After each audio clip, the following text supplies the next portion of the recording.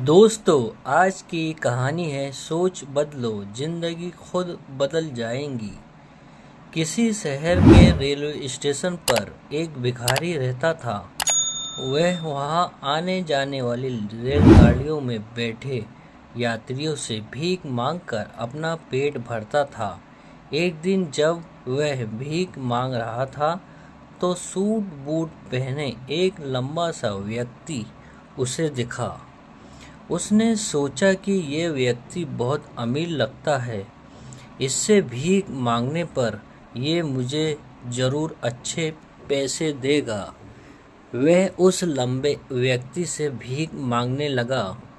भिखारी को देखकर उस लंबे व्यक्ति ने कहा, तुम हमेशा मांगते ही रहते हो, क्या कभी किसी को कुछ देते भी हो? भिखारी बोला, साहब, मैं तो भिखारी हूँ, हमेशा लोगों से मांगता ही रहता हूँ। मेरी इतनी औकात कहाँ कि किसी को कुछ दे सकूँ। लंबा व्यक्ति बोला, जब किसी को कुछ नहीं दे सकते तो तुम्हें मांगने का भी कोई हक नहीं है। मैं एक व्यापारी हूँ और लेन देन में ही विश्वास करता हूँ। अगर तुम्हारे पास मुझे कुछ देने को हो तो तभी मैं तुम्हें बदले में कुछ दे सकता हूँ। इतना कहने के बाद वह लंबा आदमी ट्रेन में बैठकर चला गया। इधर भिखारी उसकी कही बात के बारे में सोचने लगा। उस लंबे व्यक्ति के द्वारा कही गई बात उस भिखारी के दिल में उतर गई। वह सोचने लगा कि शायद मुझे भीख में अधिक पैसा इसलिए नहीं मिलता क्योंकि मैं उसके बदले में किसी को कुछ दे नहीं पाता हूँ। लेकिन मैं तो भिखारी हूँ, किसी को कुछ देने के लायक भी नहीं हूँ। लेकिन कब तक मैं लोगों को बिना कुछ दिए केवल मांगता ही रहता हूँ। बहुत सोचने के बाद उस भिखारी ने निर्णय लिया कि जो भी व्यक्ति उसे भीख देगा उसके बदले में वह भी उस व्यक्ति को कुछ जरूर देगा। लेकिन अब उसके दिमाग में ये प्रश्न चल रहा था कि वह खुद भिखारी है तो भीख के बदले में वह दूसरों को क्या दे सकता है। इस बात को सोचते हुए 2 दिन हो गए, लेकिन उसे अपने प्रश्न का उत्तर नहीं मिला था। तीसरे दिन जब वह स्टेशन के पास बैठा हुआ था तभी उसकी नज़र कुछ फूलों पर पड़ी जो स्टेशन के आसपास के पौधों पर खिल रहे थे। उसने सोचा, क्यों ना मैं लोगों को भीख के बदले में कुछ फूल दिया करूं। उसको अपना ये विचार अच्छा लगा और उसने वहाँ से कुछ फूल तोड़ लिए। अब वह ट्रेन में भीख मांगने पहुँचा। अब जब भी कोई उसे भीख देता तो उसके बदले में वह भीख देने वालों को कुछ फूल देता। उन फूलों को कुछ लोग खुश होकर अपने पास रख लेते। अब भिखारी रोज फूल तोड़ता और भीख के बदले में उन फूलों को लोगों में बांट देता था। कुछ ही दिन में उसने महसूस किया कि अब उसे बहुत अधिक लोग भीख देने लगे हैं। वह स्टेशन के पास के सभी फूलों को तोड़ लाता था। जब तक उसके पास फूल रहते थे तब तक उसे बहुत से लोग भीख देते थे। लेकिन जब फूल बांटे बांटे खत्म हो जाते तो उसे भीख भी नहीं मिलती थी। अब रोज रोज ऐसे ही चलता रहा। एक दिन जब वह भीख मांग रहा था तो उसने देखा कि वही लंबा व्यक्ति ट्रेन में बैठा है जिसकी वजह से उसे भीख के बदले फूल देने की प्रेरणा मिली थी। वह तुरंत उस व्यक्ति के पास पहुंच गया और भीख मांगते हुए बोला, आज मेरे पास आपको देने के लिए कुछ फूल है। आप मुझे भीख दीजिए तो बदले में मैं आपको कुछ फूल दूंगा। उस लंबे व्यक्ति ने उसे भीख के रूप में कुछ पैसे दिए और भिखारी ने कुछ फूल उसे दे दिए। उस लंबे व्यक्ति को बहुत पसंद आई। वह बोला, वाह क्या बात है, आज तुम भी मेरी तरह एक व्यापारी बन गए हो। इतना कहकर फूल लेकर वह लंबा व्यक्ति अपने स्टेशन पर उतर गया। लेकिन उस लंबे व्यक्ति द्वारा कही गई बात एक बार फिर से उस भिखारी के दिल में उतर गई। वह बार बार उस लंबे व्यक्ति के द्वारा कही गई बात के बारे में सोचने लगा और बहुत खुश होने लगा। उसकी आंखें अब चमकने लगी। उसे लगने लगा कि अब उसके हाथ सफलता की वह चाबी लग गई है जिसके द्वारा वह अपने जीवन को बदल सकता है।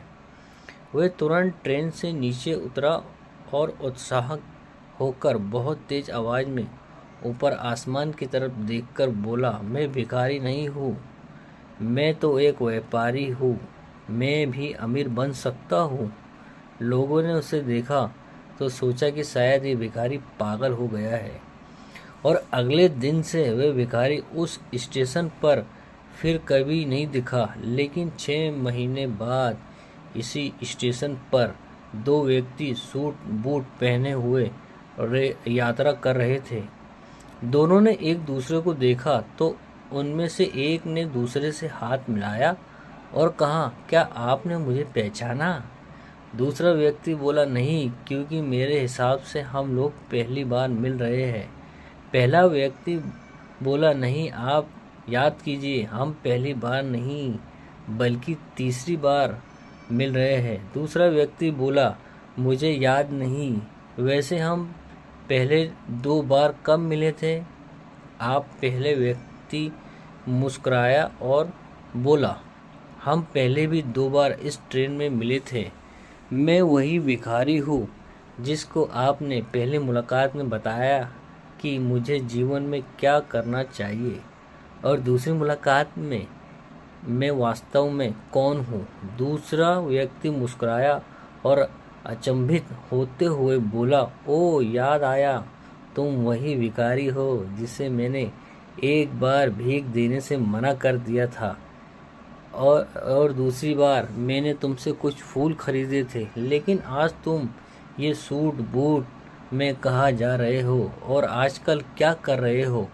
तब पहला व्यक्ति बोला, हाँ, मैं वही भिखारी हूँ, लेकिन आज मैं फूलों का एक बहुत बड़ा व्यापारी हूँ और इस व्यापार के काम से ही दूसरे शहर जा रहा हूँ।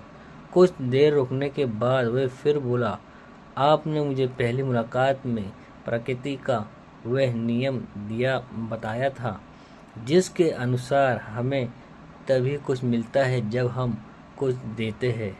लेन देन का ये नियम वास्तव में काम करता है। मैंने ये बहुत अच्छी तरह महसूस किया है, लेकिन मैं खुद को हमेशा भिखारी ही समझता रहा। इससे ऊपर उठकर मैंने कभी सोचा ही नहीं और जब आपसे मेरी दूसरी मुलाकात हुई तब आपने मुझे बताया कि मैं व्यापारी बन चुका हूँ। अब मैं समझ चुका था कि मैं वास्तव में एक भिखारी नहीं बल्कि व्यापारी बन चुका हूँ। मैंने समझ लिया था कि लोग मुझे इतनी भीख क्यों दे रहे हैं, क्योंकि वह मुझे भीख नहीं दे रहे बल्कि उन फूलों का मूल्य चुका रहे थे। सभी लोग मेरे फूल खरीद रहे थे क्योंकि इससे सस्ता फूल उन्हें कहाँ मिलते। मैं लोगों की नज़रों में एक छोटा व्यापारी था, लेकिन मैं अपनी नज़रों में एक भिखारी ही था। आपके बताने के बाद मुझे समझ आया कि मैं एक छोटा व्यापारी हूँ। मैंने ट्रेन में फूल बांटने से जो पैसे इकट्ठे किए थे उससे बहुत से फूल खरीदे और फूलों का व्यापारी बन गया। यहाँ के लोगों को फूल बहुत पसंद है और उनकी इसी पसंद ने मुझे आज फूलों का बड़ा व्यापारी बना दिया। दोनों व्यापारी अब खुश थे और स्टेशन आने पर साथ उतरे और अपने अपने व्यापार की बात करते हुए आगे बढ़ गए। दोस्तों, इस कहानी से हमें बहुत कुछ सीखने को मिलता है। कहानी में लंबे व्यापारी गिव एंड टेक के नियम को बहुत अच्छी तरह जानता था। दुनिया के सभी बड़े व्यापारी इसी नियम का उपयोग करके सफल हुए हैं। इस फॉर्मूले को उसने भिखारी को भी बताया। भिखारी ने इस प्राकृतिक नियम को अपना लिया और इसका असर उसके जीवन में साफ दिखाई देने लगा। उसने अपनी सोच बदली और उसकी ज़िंदगी बदल गई। ये कहानी हमें यह बताती है कि हम यदि अपनी सोच बदल ले तो कुछ भी हासिल किया जा सकता है। यदि हम खुद को छोटा समझते रहे तो हम हमेशा छोटे ही बने रहेंगे। बड़ा बनने के लिए हमें अपनी सोच को बदलना होगा और खुद के बारे में बड़ा सोचना होगा। कहानी